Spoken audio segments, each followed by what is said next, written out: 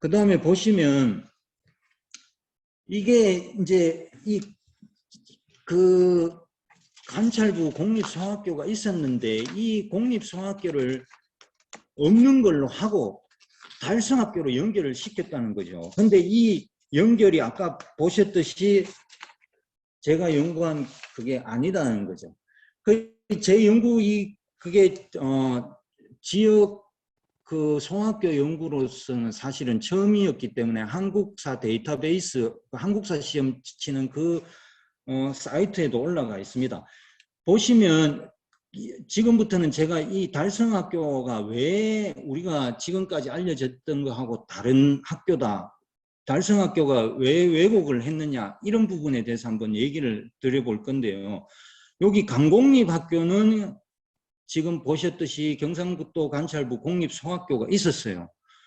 그러면 이 일어학교라는 정의를 보면 일본인과 한국인이 공동 설립한 학교, 민족계와 강공립 사이에 이렇게 걸치어져 있는 학교인데요.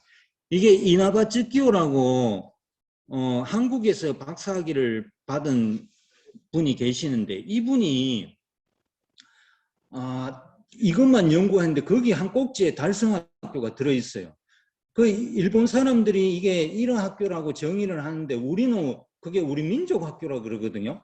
그럼 우리 신문에서 한 찾아보면요. 우리 이게 1900년도에 이게 갑자기 신문 그 생각이 안 나지. 황성신문에 나온 내용입니다. 여기 보시면 황성신문에 황성신문이 유명하잖아요. 민족신문으로서 신야 방성대국 같은 거 실었던 그 신문이죠. 거기 그 신문에 일어를 가르친다고 일본인 교사를 고용해가지고 일어를 가르친다고 나와 있잖아요. 그런데 여기 보면 김직현 씨가 학부에 청원한다. 관찰사. 그래서 이게 뭐냐면 달성학교가 민족학교라고 주장하는 이유 중에 하나가 관찰사가 관여를 했고 돈을 우리 민족 사람들이 장교원을 비롯해서 시인이라는 윤피로 같은 사람들이 돈을 그걸 갖다 기부를 해서 우리가 설립했기 때문에 우리 학교라고 하는데요. 그리고 학부에서 또 후원이 있었기 때문에 우리 학교라고 해요. 그런데 이런 학교를 보시면요. 부산에 있는 지금 개성고등학교죠. 옛날 개성상고. 그 학교가 먼저 부산에 세워집니다. 그 부산에 세워진 개성학교하고 이 대구의 달성학교가 같이 연계돼 가지고 인사교류도 있고 교육 내용을 공유를 해요. 그런데 이런 개성학교 50년사에 보면 우리는 사실은 이런 학교였다고 커밍아웃을 합니다. 그리고 같은 동아동문회, 달성학교가 동아동문회도 이 지원을 받는데요. 이 동아동문회 지원을 받았던 학교들이 변화가 거의 똑같이 일어나가요. 그리고 그 학교들은 다 자기들이 이런 학교였다라고 얘기를 하는데 유일하게 달성학교만 민족학교라고 해서 경북고에 갖다 붙여버리는 거예요. 제가 그래서 이걸 아니라는 걸 지금부터 보여드릴게요. 여기 보시면 경성의 경성학당, 이게 동아동문회 보조학교예요. 여기 보면 이게 이나바츠키오가 분석했는데 이렇게 많은 이런 학교들이 있었던 거예요. 황성신문에서 얘기했던 11개인가 11처지요. 11처. 황성신문에는 11개를 지금 얘기를 했는데요. 대구에 경량학교 중에 일본인이 설립한 이런 학교는 대구에 달성학교, 밀양의 개창학교, 부산에 여기는 동네 쪽 얘기만 나와 있는데 개성학교도 맞습니다. 개성학교가 나중에 동네를 지교를 만들어요. 이렇게 우리 신문에도 이런 학교라고 얘기를 하고 있는 거죠. 그 다음에 보시면요. 이게 비행기 소리 때문에 좀 문 닫고요.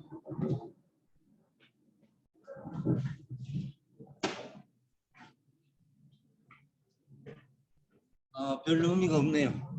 이게 보면 뭐겠어요? 이게 밀정 역할을 한 달성학교의 보고입니다. 이 보고를 보면요. 1905년에 4년인가? 물밀듯이 대구에는 일본인이 들어오고 몇 명이 들어오고 철도가 어떻게 개설되고 그게 다 나와요. 대구 통신이라는 이름으로. 그 중에 하나의 이제 본교 사항을 소개해 놨는데요. 이 달성학교가 나중에는 제가 봤을 땐 1906년 됐을 때는 유야무야 됩니다. 이게 1937년이니까 명치 37년이니까 1904년 10월이죠. 이게 졸업생이 고등과는 2명밖에 안 돼요. 그런데 달성학교가 설립 취지서에 보면 뭐 고등학교 관제로 인해 가지고 중학교 관제죠. 그게 지금의 고등학교. 없어요. 학생이. 요 유일하게 지금 밝혀진 사람이 김재한, 서기현, 얘들 그러면 안 되지. 130년 전에 학생이지만 이 사람들은요. 여기에 조교 역할을 합니다. 왜냐하면 수용이 안 돼요. 오전반 학생만 해도 학교를 못 돌리니까.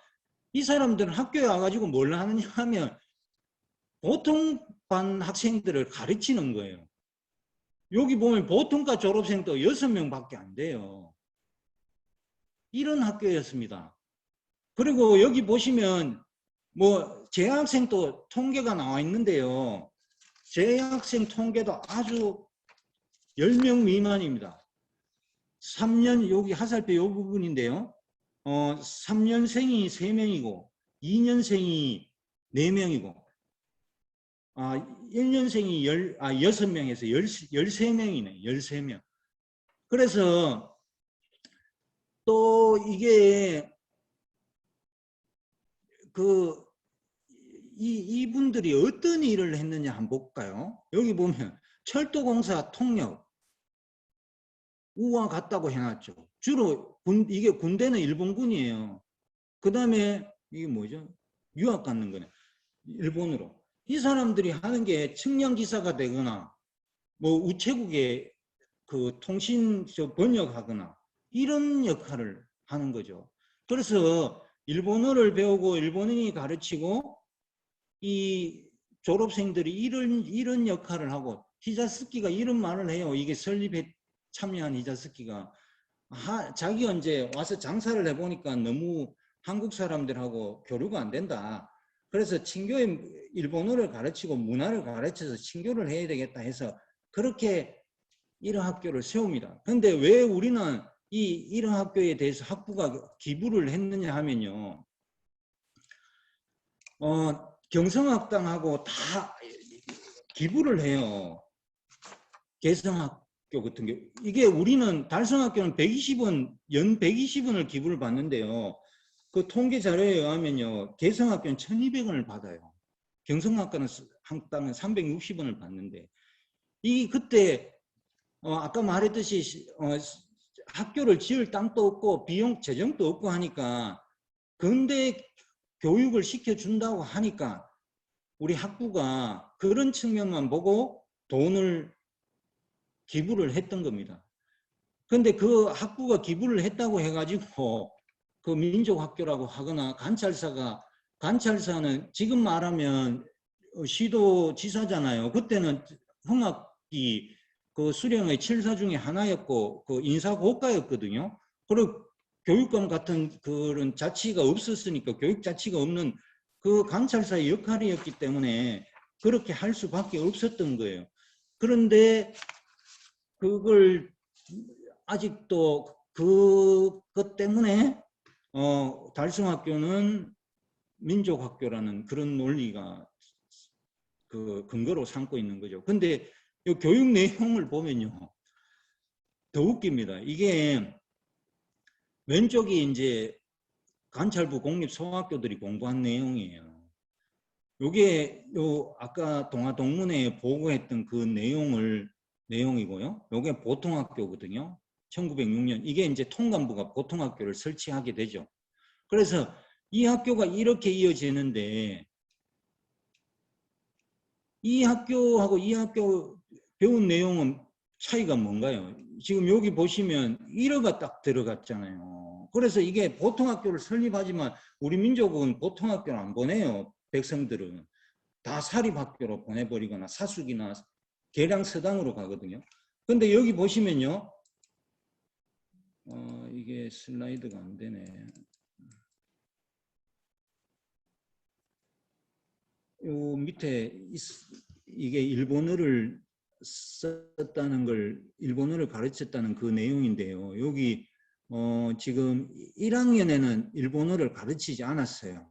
근데 2학년부터 3학년부터는 다 일본어를 가르쳤어요. 그것도 장문, 읽기 이렇게 나눠서 지금 언어 가르치듯이. 그래서 이 달성학교는 이 보통학교로 가기 위한 준비 단계였어요. 쯔네야가 1902년에 방문을 하면서 어떻게 보면 보통학교를 어떻게 할 것인가를 다 답사를 했던 거죠. 그 보고 내용이 다 그대로 있습니다.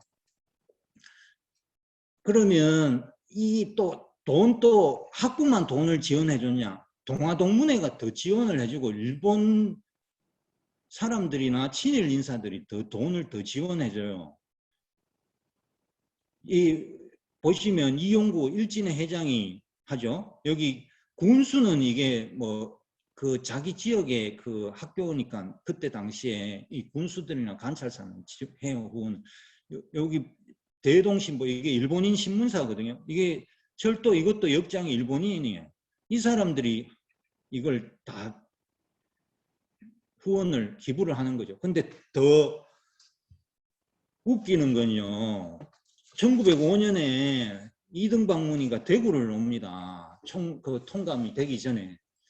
그때 추밀은 그걸로 오죠. 이게 그때도 보면 이 달성학교를 100원인가 줍니다. 기부를. 근데 그 많은 그때도 학교가 많았거든요. 이게 이제 희도 뭐 저런 학교라든가 그 천주교 법국학교라고 해가 천주교도 있었고 우리 소학교도 있었고 이런데 이 학교만 주는 거죠. 그리고 이게 일본인의 재정을 사실은 더 많이 받았어요. 처음에 700원은 기부를 할 때 모으기는 우리 지역의 사람들이 모으기는 모았어요.